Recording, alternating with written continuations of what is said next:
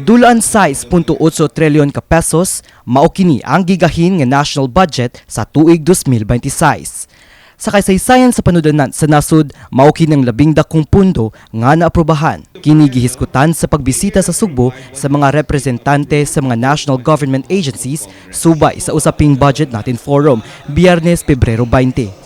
12 nga bahin sa maong budget mao ang sektor sa edukasyon nga dunay 1.34 trilyones pesos. Ang paghatag og prioridad niini nagbase sa mandato sa Philippine Constitution. Usa sa mga nitambong sa mong forum ang usa ka 20 anyos nga student leader sa Cebu Normal University, Kurt Justin Hakalan. Matud ni Hakalan nga ang record-breaking nga budget naghatag og oportunidad sa pagsulbad sa magikinahanglan sa sektor sa edukasyon. Apan ang hinaot siya nga unta ang mga nalatid nga plano sa budget mapatuman gyud og maabot sa katawhan.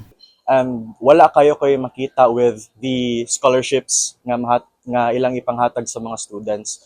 So recently lang, from speaking on the side sa DOST, kay gamay ra ang nadawat for the scholarships, and we hope nga ma-address siya pohon in our 2026 prospected budget nga gi-present ganina.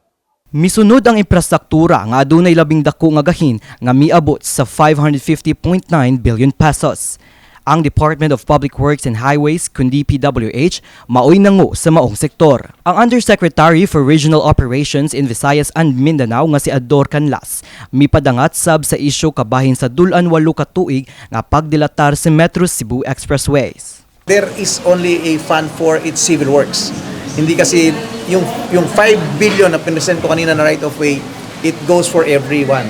Nationwide yun. So, pabilisan tayo ng request ng right of way fund.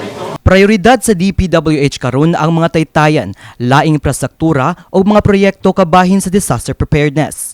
Ug sa laing bahin, ikatulong nga gibahinan og dako nga budget mao ang panglawas. Yung maternal and child health, kasi inaano man yung priority sa provincial health boards. Yung ating healthcare workers, number 2, yung health facilities, number 3, yung maternal and child health. Sabi ni Secretary, ang priority for this year sa DOH, at naririnig rin po ng ating DOH, tatlong bagay: immunization, nutrition, at primary care. Prioridad sa Department of Health ang pag-deploy og daghang mga healthcare professionals, pagtukod sa daghang mga health facilities ug pagpalambo sa maternal and child health ug universal financial health. Samtang ang nagadiyang sektor sa nasod may presentar sab sa ilang mga plano.